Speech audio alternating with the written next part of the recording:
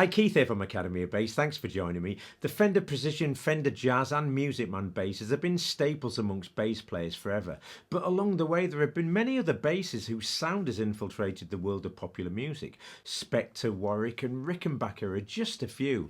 I've just been reunited with the very first bass that I bought. It's a 1981 Aria Pro II SB700, the younger brother to the SB1000, but they're identical in every respect, other than the fact that the SB1000 had a 6-position tone switch. Now, these basses are incredibly well made and have a very distinctive sound that you're going to hear in a minute. They've got a neck-through body design, the tone wood is ash, they've also got walnut strips, 24 frets, a rosewood fingerboard, and they've got a brass nut and a brass bridge, so in some respects these may well have been the first bass that featured a high mass bridge. They've got a single pickup with a coil tap switch and a very slim neck with a narrow string spacing. In fact, it's parallel, so they're very fast to play. Now, these were probably most well known for being used by Duran Duran's John Taylor. In fact, he used this bass almost exclusively to play all of their early landmark hits. But John Taylor wasn't the only well-known bass player to use Aria basses. Jack Bruce, Cliff Burton, Rudy Zarzo and even Pino Palladino and Marcus Miller have used Aria basses. But what about the sound? Well, these basses produce a very distinctive, bright, tight, punchy and percussive sound. They don't deliver an awful lot of bottom end. I think that's probably because the body's quite big and the tone wood is ash, which is more known for producing a tighter, more focused sound. I've got this in single coil mode with the tone full up. If I flick the coil tap switch, you can hear there's a volume boost, but also the tone gets a bit thicker and warmer, which I like. I'm just going to dial the tone back a little bit. You might also have noticed that when I'm playing with my fingers, the percussive muted notes are pretty much the same volume as all of the other notes.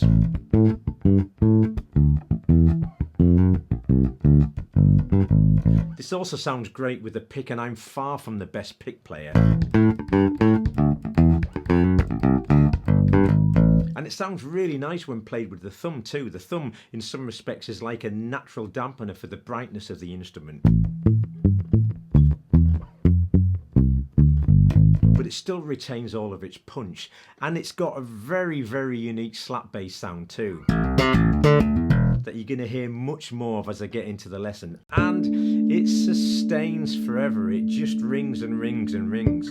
You can even slide a harmonic. Now, I haven't been able to slide a harmonic that easily on a fretted bass since the very last time that I played this.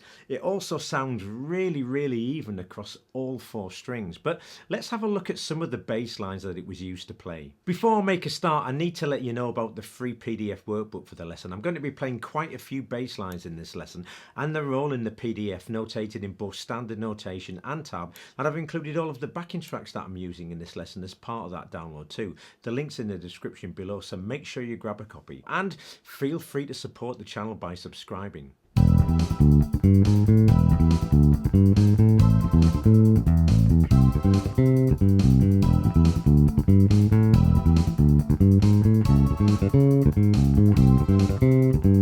The most obvious place for me to start is with Duran Duran, and that was John Taylor's bass line to the verse section of Rio. It's played with the fingers, it's full of attack, it's percussive, and it uses a lot of muted notes.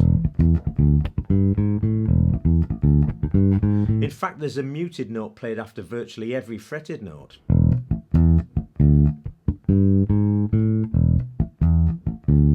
And it uses this root 5th and octave combination too.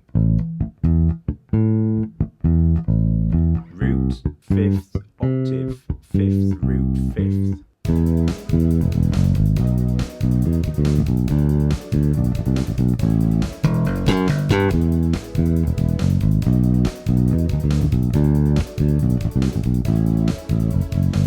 That was the bass line to the chorus of Rio. Again, it's played with the fingers, it's percussive, it uses lots of muted notes and open strings, which was a particular challenge for me to play, and it uses the trademark slap sound of this Aria bass.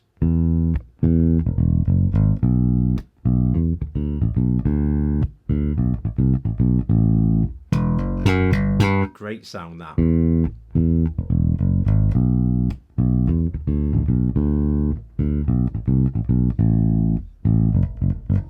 couldn't even think of playing any Duran Duran bass lines for you without playing this.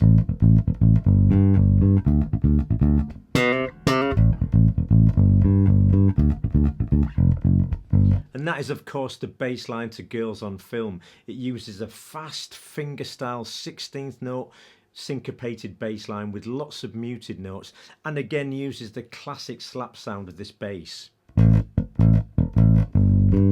Again, John Taylor's using this technique where he plays a muted note after each fretted note. Octaves. That classic snap sound.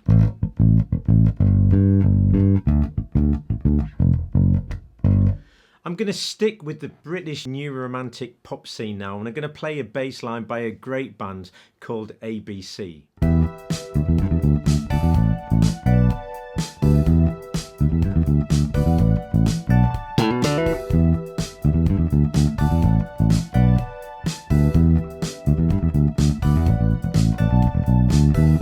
That was Poison Arrow by ABC. The bass player is Mark Lickley, and the style of the bass playing isn't that different to John Taylor's, but it also references the great funk bass playing of Bernard Edwards from Chic. The main riff's this, it's played over an E minor chord. So it's tight and punchy and every note is plucked. The second time through is answered with this. So we've got a double pluck. A hammering onto B, D hammering onto E. The third time it repeated the riff. And the final time it was answered with this. So that's a syncopated 16th note funk bass line, and I'm playing it with quite a bit of muting. But you could equally play it without. I'm going to move on to a track now by a great British new wave band called The Jam. Come on, girl. So come, let's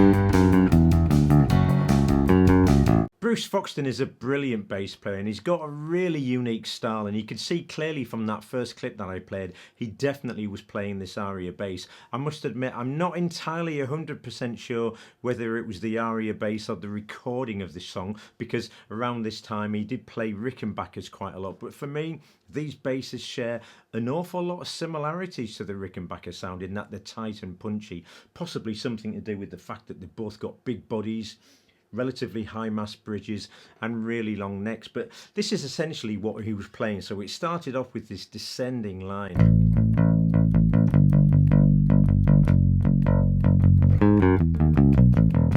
Great line, that, a descending E major scale but starting from G sharp. Repeats.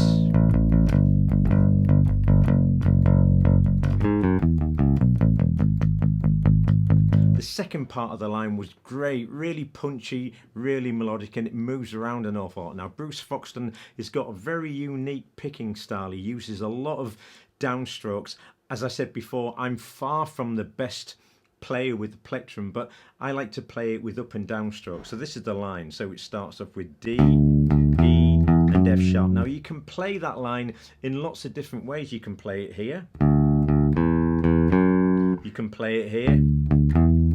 But if you listen closely to the recording, I think at least that it's all played on one string, because you can hear that every single note's got a consistent sound to it.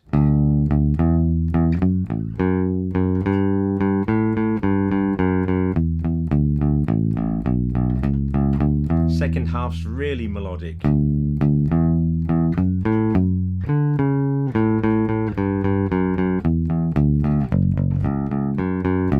And it uses the root root, fifth and octave combination there to finish off, as did the Duran Duran bass line. So this bass line is really strong, it's punchy, it's got an aggressive pick tone, but it's beautifully melodic too. Don't forget, everything I'm playing is in the PDF, so if you haven't already downloaded a copy of that, make sure you grab a copy.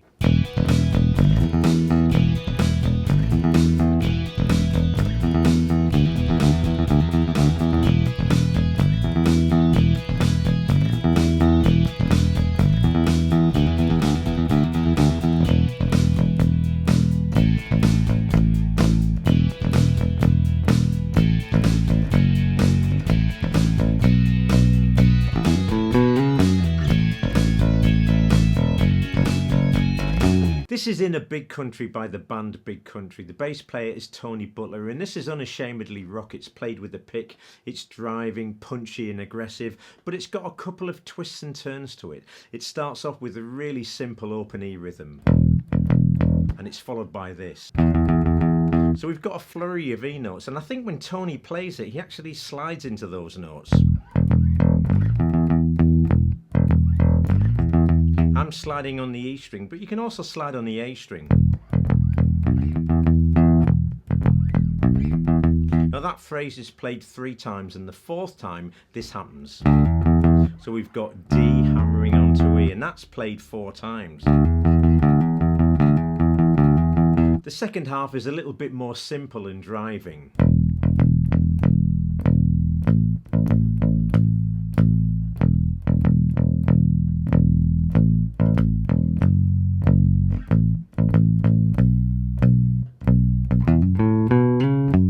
Great little fill on B, so we've got B, hammer on from E to F sharp, land on A, then we're sliding from B into C sharp, and then back from F sharp into E. Then it finishes off with this driving rhythm on A and F sharp, and ends with a slide. Now we're moving into my favourite bass line, and it's a bass line of 3 parts, and it really showcases the tonal character of this Aria bass.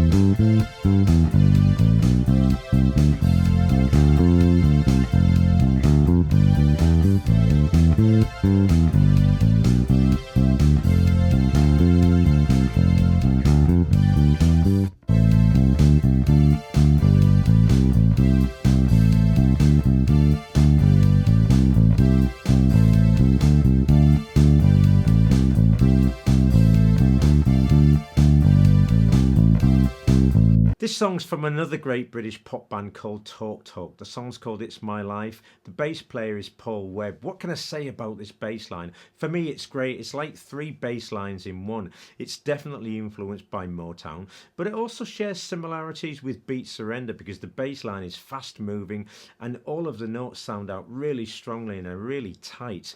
This is the verse.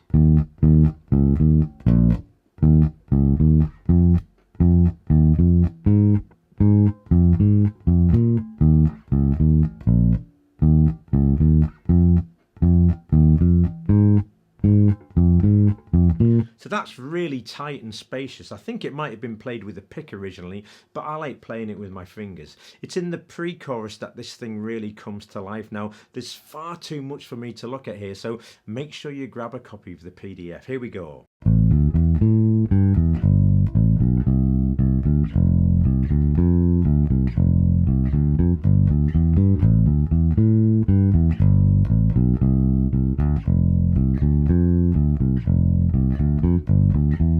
And the chorus has got a really simple but killer riff.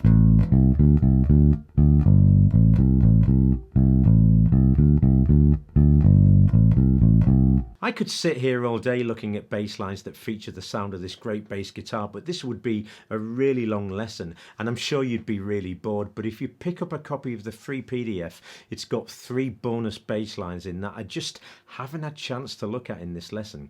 I know style and trends change and that this bass is no longer in fashion, otherwise it might still be being made, although I do think the Aria SB1000 is currently in production. What the quality is like, I don't know, but these are far too good to be consigned as relics of the 1980s. They're so usable and they sound great, so I give you the Aria Pro II SB700 and SB1000. Do yourself a favour, if you get a chance, check them out. I really do hope that you've enjoyed this lesson. If you have, give me a shout out and let me know in the comments. Thanks for joining me, and I'll see you next time.